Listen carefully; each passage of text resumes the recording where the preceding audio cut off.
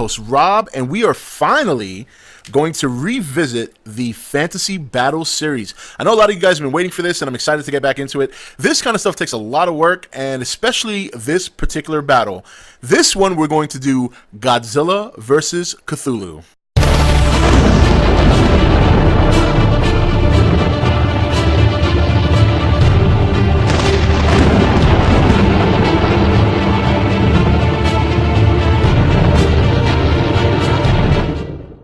Okay guys, welcome back. So, this was a very difficult match because there is not a lot of information on Cthulhu. H.P. Lovecraft obviously wrote the story back in the 1920s, and when he wrote the story, he wrote it in a first-person perspective where different characters were encountering either statues or lore of the actual creature, but not necessarily encountering the creature himself. So this required a lot of research on my part, a lot of adjustments, and some of my own imagination. I really had to try and come up with Cthulhu that would, I guess, honor what Cthulhu is supposed to be, but also at the same time making this match as very interesting as possible. So we're going to get into this. Now, in terms of Godzilla, we've done the tail of the tape for Godzilla already.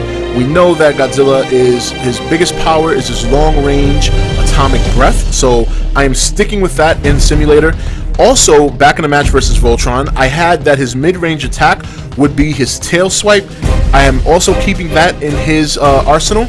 And finally, his close-range attack would be his bite, his clawing, his slashing. These are standard Godzilla attacks. These attacks I am not changing. So those are going to be his three primary attacks.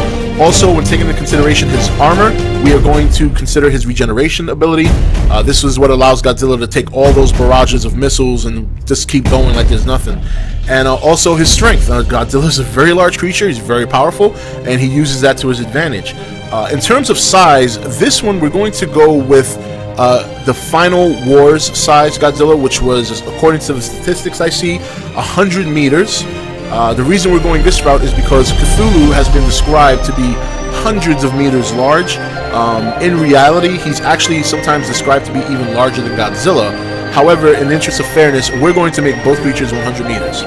Now, in terms of Cthulhu, as I said, this was a very, very, very difficult thing, but I think I've nailed it. And once again, just to give you guys a brief touch on what the simulator is, basically it has four categories. It has armor, long-range attack, mid-range attack, short-range attack. That's it. There's really no room for special abilities, but what I do is, for example, when I take into account Godzilla's regeneration, because there's no particular category for his regenerative abilities, I up his defense against every category. Now, the armor has coverage, which is basically how much ground they can cover, the area around them, how much of their own self they can defend. And then there is a speed category in the armor. This is how fast a creature moves. So in other words, they can dodge an attack.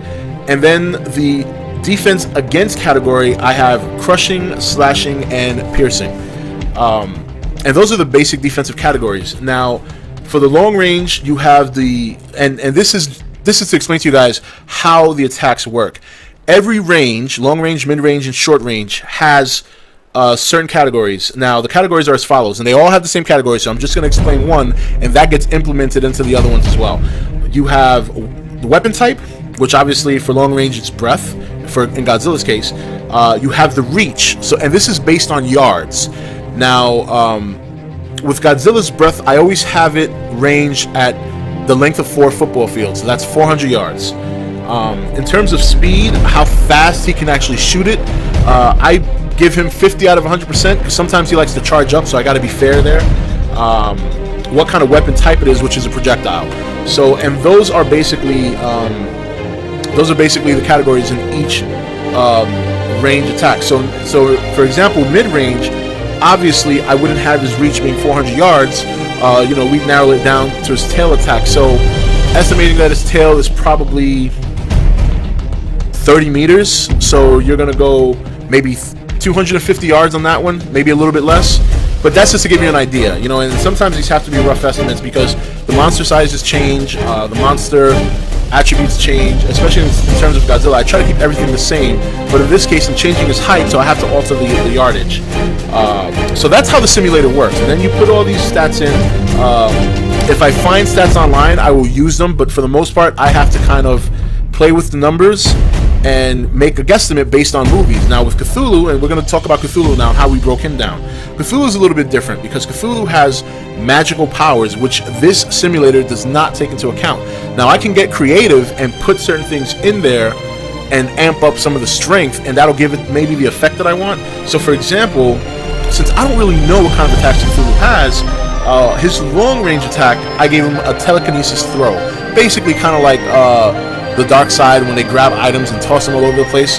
So in this case, he would be tossing buildings or a series of cars at Godzilla. Some of these items can be lethal, so that is his long-range attack. He's going to use his mind power to throw items at Godzilla.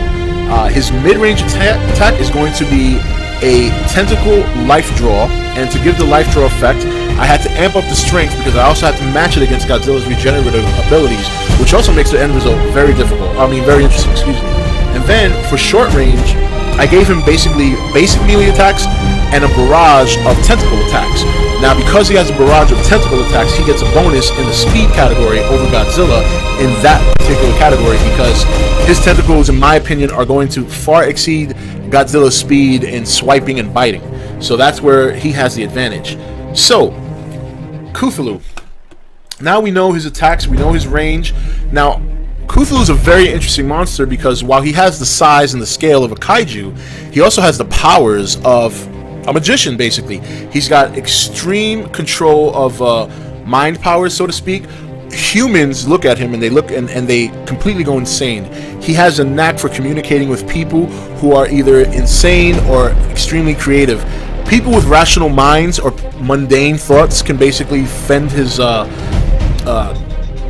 mental attacks off. But the thing of it is that Cthulhu has never actually surfaced, according to H.P. Lovecraft's story. There's going to be a time and place where he's going to return and rule the earth. But the sheer sight of Cthulhu will basically make people go crazy. Now, in the case of him versus Godzilla, these are effects that I can't take into account, because Godzilla is a force of nature. If he sees another monster, he's not going to be scared. If another monster tries to enter his mind and not necessarily control him, but influence him, as I've read about Cthulhu, I don't think that's going to work either. Now, some people can argue that because Godzilla's been mind-controlled before by aliens, that Cthulhu should be able to take over his mind. Well, to be quite honest, if you want to stick with the origin of Godzilla, which is what I try to do here, Godzilla is a force of nature. When you talk about force of nature, you're talking about like a tornado or a hurricane. These things cannot be manipulated. You just have to let them pass. And in the interest of fairness, I think we all want a good fight. So I try to make these matches even. So to give Cthulhu mind power over Godzilla, to me, is just, what's the point of even doing the fight? So this is going to be basic, smack them up, smack them down, let's see who wins, let's see who loses. We know the tail of the tape between the two monsters. They're both identical in height. I have made them both 100 meters. They both have 3 very solid attacks from long range to short range, and they both have pretty good defense. They're just going to duke it out. We're going to throw it in the simulator. Let's start the countdown. 10, 9, 8, 7, 6, 5, 4, 3, 2, 1, 0.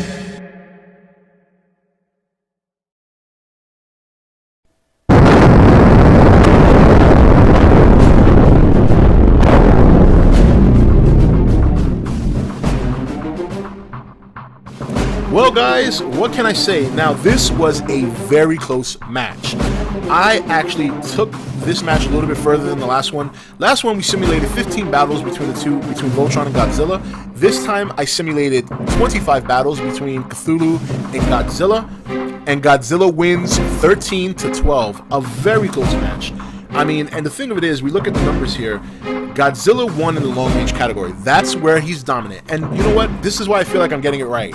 That makes perfect sense. That is his strength, his atomic breath. That is what's going to always be the deciding factor in most of his matches.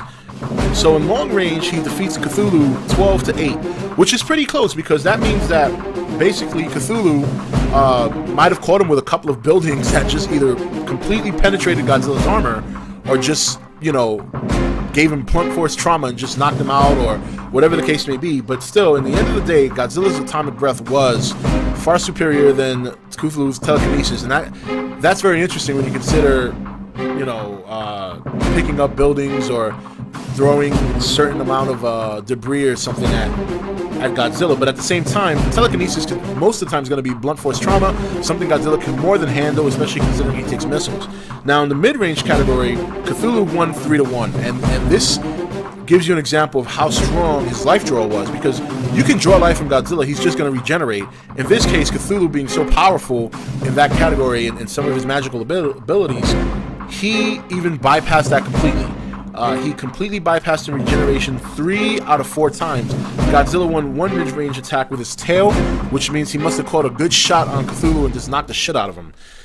In short range, Godzilla got shut out 1-0, and this makes perfect sense as well, because in short range, in my opinion, Cthulhu is going to be faster because he's got multiple tentacles, which are going to move a lot faster, plus he's got punch and kick abilities, so he's got a bigger flurry of attacks to counter Godzilla's short-range attacks.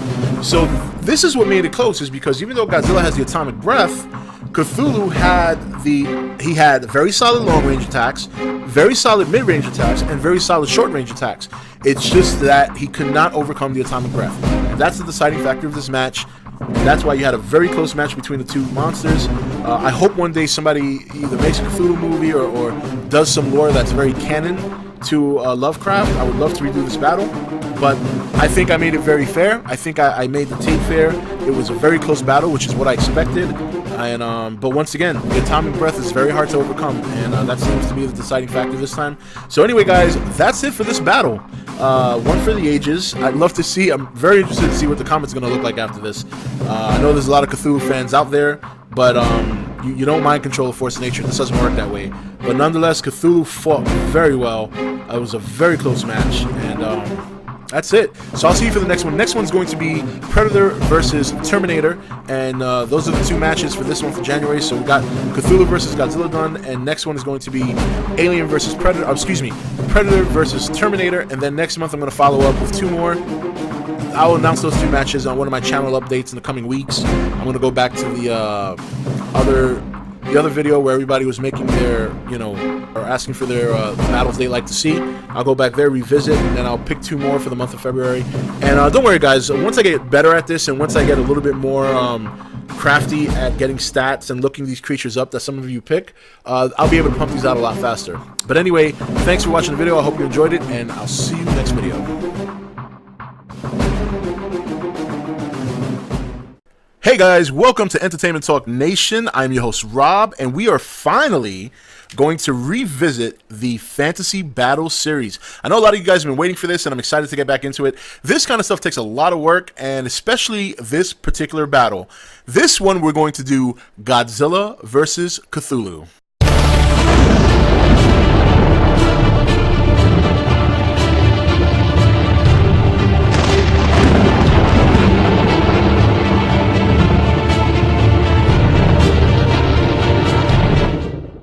Okay guys, welcome back. So this was a very difficult match because there is not a lot of information on Cthulhu. H.P. Lovecraft obviously wrote the story back in the 1920s, and when he wrote the story, he wrote it in a first-person perspective where different characters were encountering either statues or lore of the actual creature, but not necessarily encountering the creature himself. So this required a lot of research on my part, a lot of adjustments, and some of my own imagination. I really had to try and come up with Cthulhu that would, I guess, honor what Cthulhu is supposed to be, but also at the same time making this match as very interesting as possible. So we're going to get into this. Now, in terms of Godzilla, we've done the tail of the tape for Godzilla already. We know that Godzilla his biggest power is his long-range atomic breath, so I am sticking with that in the simulator. Also, back in the match versus Voltron, I had that his mid-range attack would be his tail swipe. I am also keeping that in his arsenal. And finally, his close-range attack would be his bite, his clawing, his slashing. These are standard Godzilla attacks. These attacks I am not changing. So those are going to be his 3 primary